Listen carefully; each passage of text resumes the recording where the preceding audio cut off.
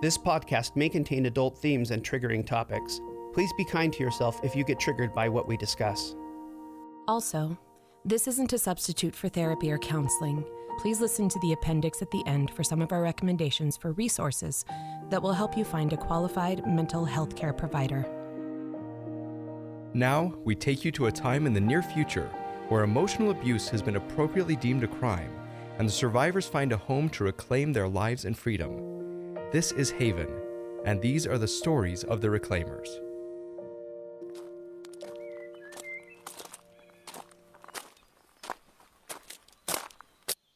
Truman? Frankie? Hey, good to see you. What are you, did you come to visit me? No, I'm going to live here for the next while. Whoa, what happened? Can you still do that feelings thing? Oh, yeah. I could feel the ache. Sit down, please. Tell me what happened.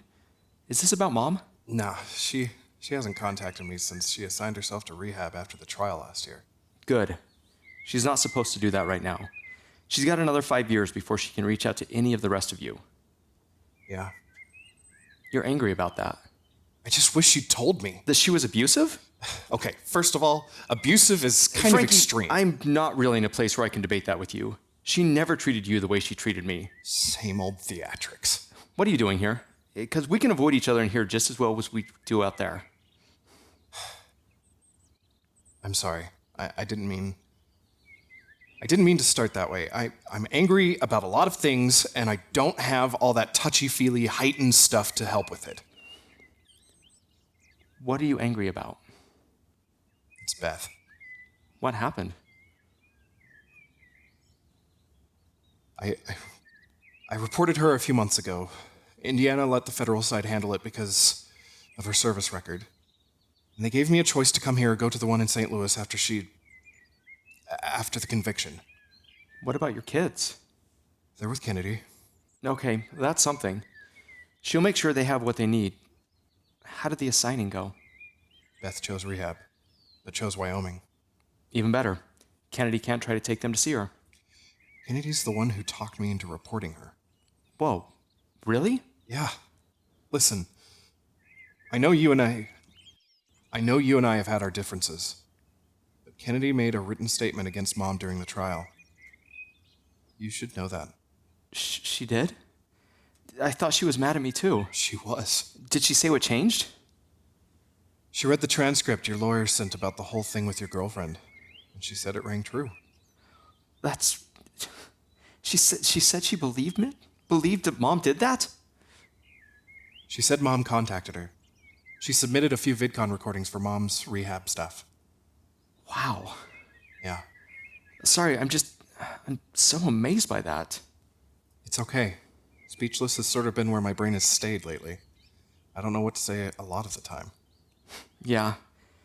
I felt that way after my abuser left me. I didn't know what to say. Beth was convicted on 6 counts. I don't know what to do with that. I'm sorry, Frankie. I really am. Hey, how's this Phoenix guy? He and some lady named Jeanette did my intake, and he's supposed to be my advocate? Phoenix is the goodest. What? Just something another one of his survivors said. I like it. He's got a huge heart, and he knows his stuff when it comes to recovery. Am I gonna have to cry and stuff? No. Healing happens on your schedule with the tools you choose. There's things they try to prevent, though. Like, if you try to reach out to Beth, you can't use any of the VidCons here to do so. You'll have to go off-site. Even if I did, she wouldn't answer. She hates me. Frankie, Just say the thing, T. I'm here if you need me. I know we haven't been close. I hate to think this has happened to you. Yeah. Thanks. Wait, you knew I was at the Haven. How do you know I was right here? It's called Truman Arboretum on the map. I know you love trees, so I've been coming here every day since I got here. When did you get here? I've been here since Saturday. Oh. When's your first session with Pheeny? I told Pheeny to meet me here at 2. Well, then I'll get out of your way. I've got finals to study for. Really? You back in school? Yeah, I just started at Georgetown over the summer and I'll finish this semester. Good. I'm really pleased to hear that.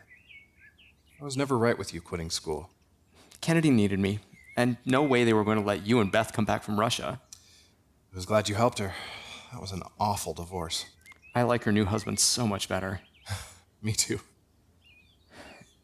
I know you hate it when I do this, but I'm getting that anxiety. It's okay. I get it.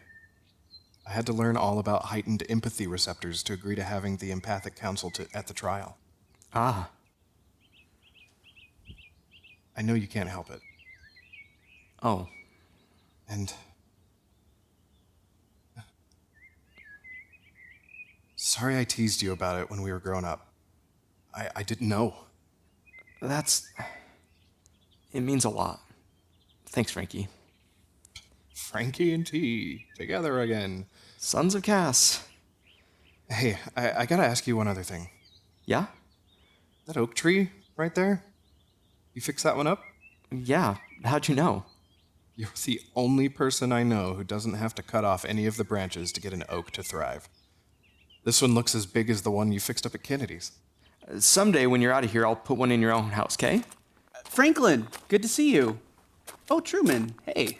I was just going to study. Frankie just wanted to let me know he was here. Oh, good. I was hoping you two would connect. You could have just told him I was here. I thought you would have. He's not allowed. Advocates can't say who's here or not here, even to family. Oh. Okay. I guess that makes sense. Frankie, if you need me, I'm in the Dandelion Lodge. I'm glad you're here. You're in good hands with Pheeny. Bye, T. So, Pheeny? That's quite a name. Yeah, a nickname my wife gave me a long time ago. I like it. I'm not sure where to start. Let's start with this. May I have your permission to use my empathy while we're together today? Yeah, that's good. You have my permission. And I want to tell you something about that, too. Does it have to do with all the anxiety you're feeling right now? Sorta. I've never been in therapy. I've never done this. And I used to be that guy that made fun of people who did. Go to therapy, that is. Was that what you wanted to tell me, or is there more? I like the permission thing. Makes it safer. Makes what safer? Everything. I can't believe I'm saying this, but I feel safe when you all ask me for permission. Why do you think that is? I guess it's because I haven't felt safe in a really long time. And why do you think that is? Hell, Pheeny, you're sounding like a stereotypical therapist right now. Next, you'll ask me to tell you about my mother. It was on my list for today. I did read your case file, that you didn't go to her trial. Do you want me to ask you about your mother? No! No, I'm not. I mean, I don't need to talk about her. I want to talk about not contacting Beth. Okay, let's talk about that. Would you think I was crazy if I told you that I'm worried about not contacting her? No, it's fairly common after the type of relationship you shared. Yeah, okay. I'm not explaining it right. I'm not worried about it because of... Well, because of how I'll feel. I'm worried that she's not going to be okay if I don't contact her. It'll hurt her. Tell me more about that. I'm sensing that pain that goes with that. That's a horrible feeling to have to cope with. I need to tell you something really tough. I'm here to listen and talk with you about anything you need to say. What if I told you that... What if I'm the abuser? What if I'm the one who hurt her? What if she was right? Franklin, that's very common for male survivors. I hear that question a lot. You do? Yes. Well, how do you know for sure? The past few months, I just started wondering if maybe we're both horrible people. There are some... Before you go on, I have to tell you something else. You're not gonna like it. I can hear really difficult things, Franklin. Part of the job. T's face lit up when he talked about you. I can tell he respects you. And that's gotta mean you care about him. Everyone cares about him. He's this legend in my hometown. He saved my sister from her divorce. He plants trees. He saved all these people from their addiction. Everyone loves him. That's easy to believe. Yeah, and I'm the dumb little brother that used to bully him growing up. I was awful to him. Truly, I think I was abusive. I gaslighted him about his heightened empathy thing. Franklin, I still like you. Is it bad that I feel better when you say that? No, I think it's great. It sounds like a lot of people admired Truman and you felt, well, you tell me. How did it feel to have so many people admire Truman? They didn't growing up. He was this loner kid who just talked to trees. And I made fun of him. There, I got that. Tell me what that feeling is. What do you mean? There's this very specific feeling you get when you talk about teasing Truman. Oh, yeah, that's how sorry I am. It's called remorse, Franklin. And it's the #1 indicator of a healthy mind. We all do things that aren't the best representation of our character or our heart. But your remorse is a sign that you can learn from it, move on, grow, change. Beth was sorry. Your abuser pretended to be sorry.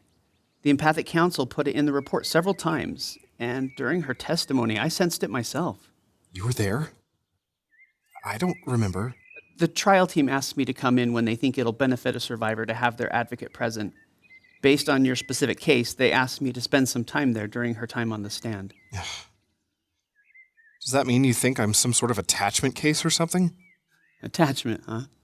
Yeah, I was one of the first classes at my primary school that got human psychology as part of the curriculum. I remember all about attachment stuff. What do you remember? Some people attach healthy. They can talk about conflict. Some people aren't so healthy. They either overattach or never attach. And in your case, where do you fall on that spectrum? With Beth? Definitely falling in the overattached. But with everyone else? What's the word when you stay away from stuff on purpose? Avoidant. Yeah, that one. You said in your family history that you and Truman hadn't spoken in several years. Yeah. Oh, I'm getting that remorse too. What's that about? I got mad at him because he was saying Mom did awful stuff to him. I walked out. And if I'd been around, he probably wouldn't have started dating Amy. That's a lot of stuff you're taking on there. What if we talk a bit about the empowering tools? The book Jeanette gave me? Yes, the intake book. Have you had a chance to read it? No, I'm ashamed to say I'm having trouble concentrating. I'm worried about Beth, about causing her pain by not calling her. I know Jeanette said no contact. I get why. I just don't like it. It feels abusive. All right, let's talk about the abusive. Avoidant, remember? Hey, you brought it up. Okay. Give you that. I do feel remorse. Okay, but it's still really awful to just stop contacting someone. Why? Did you stop contacting her? Well, she told me she didn't want to be married anymore. Why did she say that? Because I got upset that she didn't call me for 3 days. And why would that cause you to be upset? She just decided she was done. She said she didn't want to have to put up with all of my unrealistic demands anymore. Franklin, I'm so sorry. The hurt that you're feeling right now, it is so difficult. Thanks. It does hurt. It makes me feel avoidant. I can see why. That is an enormous amount of pain. Yeah. Do you mind telling me what your unrealistic demands were? Sounds silly now. Well, tell me anyway. I love silly. I just wanted to see her. the start of our marriage, we spent every day together. All day. We were working side by side. I was in heaven. For someone who craves avoidant, I loved being with her. Why? She was funny and interesting and interested. Everything I said was so important to her. She was warm and caring. The way her big blue eyes would just soften when she looked at me. That's how it was when we were dating, too. How long were you dating? Not long. She had to ship out, and we wanted to get married before she left so she could take me with her. We met on base. I'd finished basic, and she was getting a promotion. Okay, so you married, shipped out to Russia, and then you worked together every day? Yeah. She was my CO, which wasn't normally okay, but most of the Russian field offices were still decimated from the war. They needed the people power. That must have been tricky. Reporting to her? Not in the beginning. I was so in love with her, I would have done anything. Did you? Do anything? I knew you were going to ask about this. You lost your job over it. I disobeyed a direct order. What was the order? I don't think I'm allowed to tell you. Here, check your VidCon. What's this? The trial team made sure I had clearance. They gave me this certification comm to give you, so you can keep it with you. I've never been able to talk about this with anyone. Franklin, when I read this in your file, I was heartbroken. You were brand new enlisted, and the love of your life, who was also your ranking CO, gave you a direct order. Tell me about the order. She ordered me to fire on an unarmed assailant. Why? She had been incorrectly informed about the assailant's ID. And you corrected that information. Yes! Then what happened? She didn't believe me. What did she do after that? She pulled me into a supply closet and told me to never humiliate her like that again. And then what happened? I went back out to the stations and she gave me the order to fire. Did you? No, Why? because I believed she was wrong. Was she? I don't know anymore. You believed it at the time? Yeah, because every other officer in the room was showing her that the assailant's ID was being incorrectly fed into the VidCon, and there was no way for them to know that. So what happened then? She relieved me of duty and got another enlisted to fire. And did he? Yes. And what happened? Whoever it was, they were destroyed before we could ever know. Who do you think it was? I thought it was our supply chain. They were always doing stupid things with their VidCons. None of them spoke English. Who do you think it is now? I don't know. Franklin, the pain you feel about the whole thing, the guilt, it is unbearable. And I'm so sorry that happened to you. I'm so sorry she did that. It's not your fault.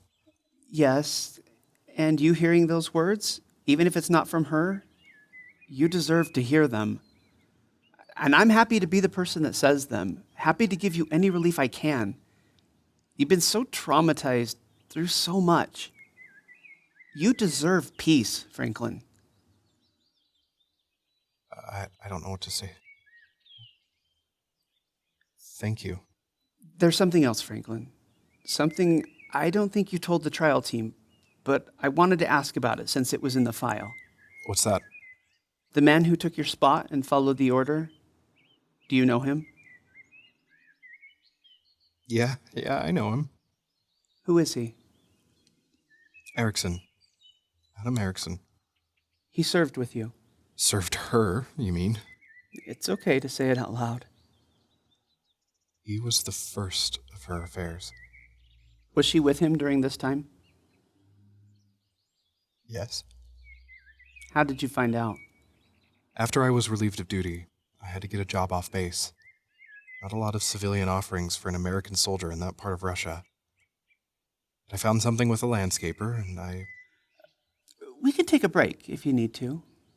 No, I want to get through this. I just need to tell you. Take your time. I'm here. I think she set this whole thing up on purpose.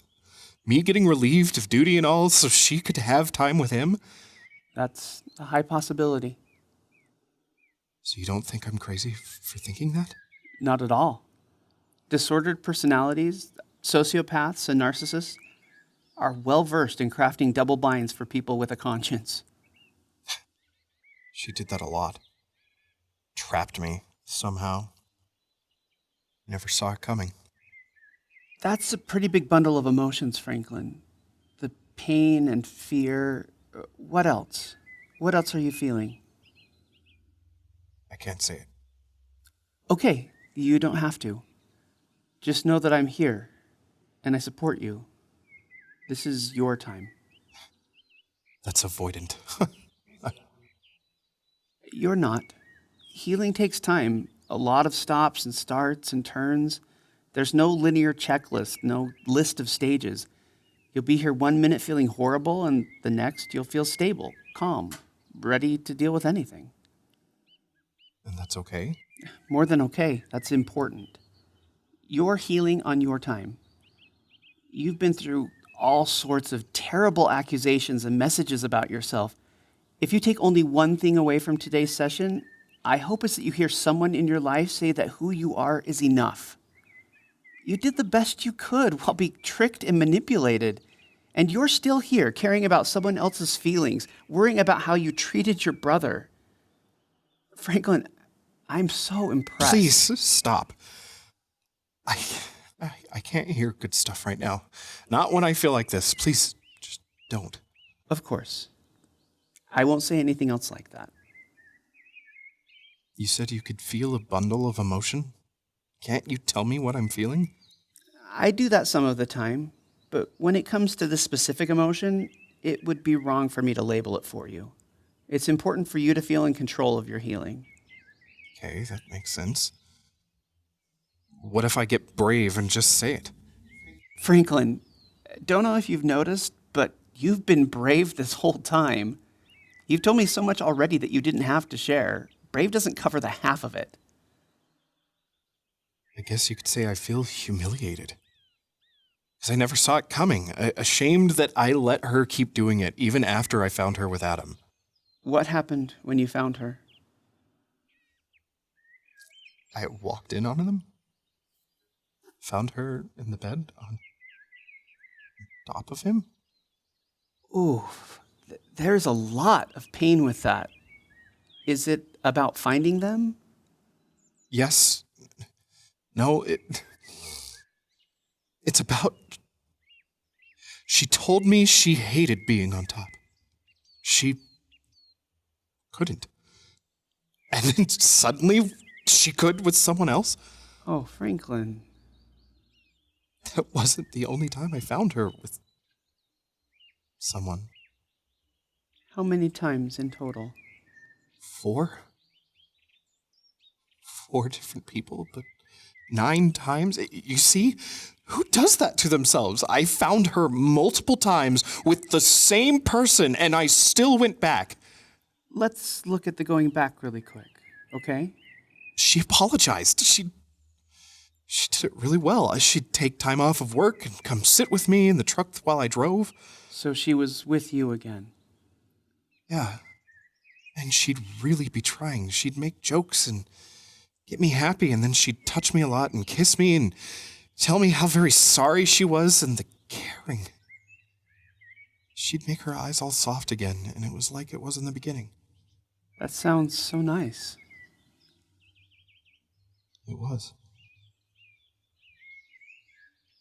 I just wish I'd been stronger.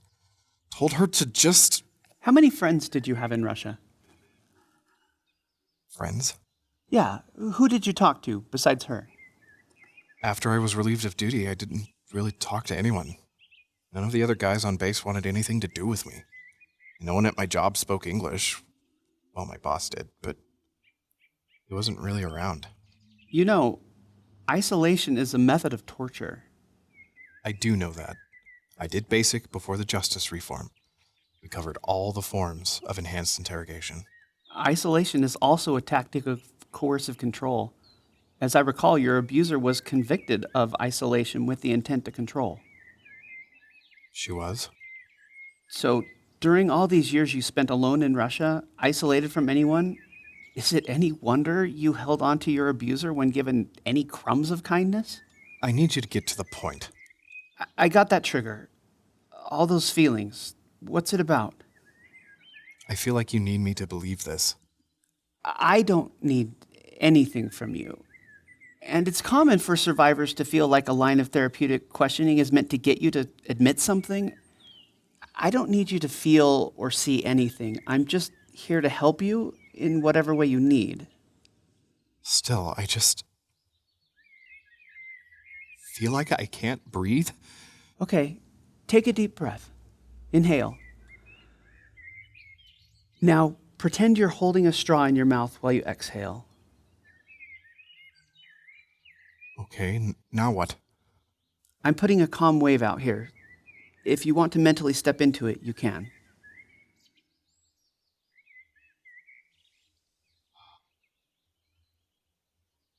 That's a little better, I feel. I hate that.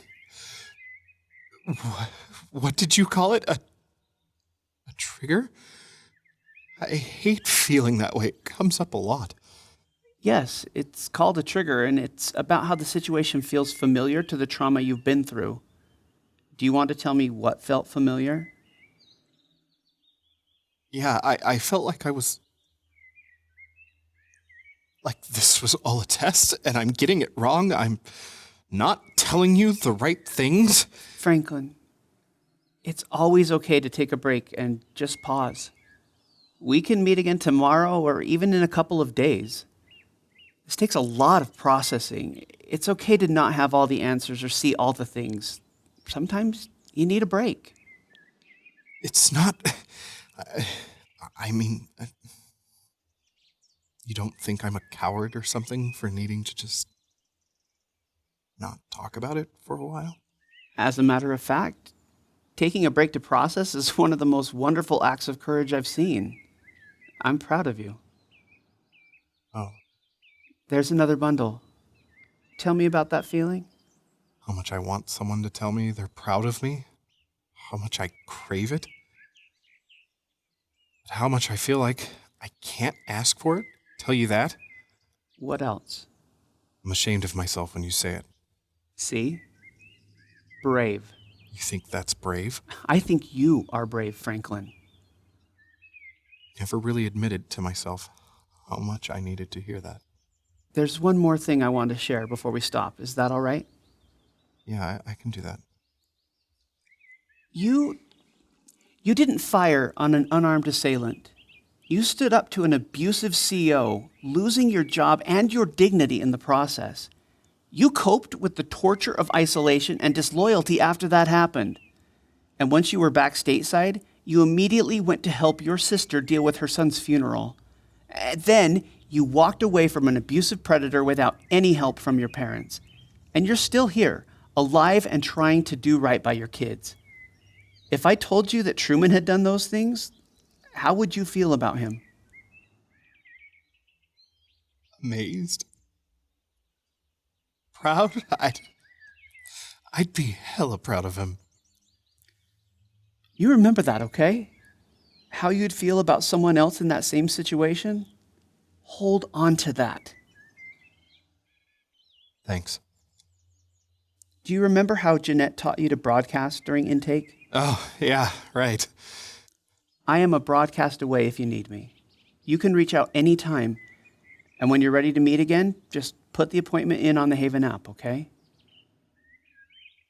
I will. Thanks.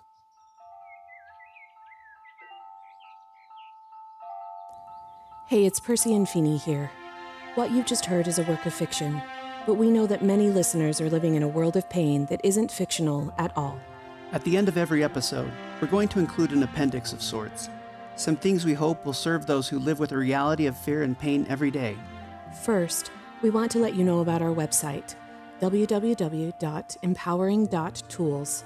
where we keep an ongoing list of books, websites, hotlines, and many other resources for victims and survivors of toxic relationships. Second, we love to hear from you.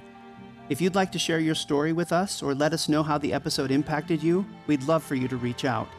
These are deeply emotional things, and we want to give you a chance to share. We're a small team, so an in-depth response isn't always possible, but we do read every message we receive. Third, if you're in crisis or you need to find an immediate way out, please call 800-799-7233 for the National Domestic Abuse Hotline. If your abuser is a parent or a non-romantic relationship, there are other resources we've listed on the website that are just for you. A reminder, emotional violence is still violence. You don't need to have bruises on your body to deserve help, and it's okay to feel what you're feeling when you call.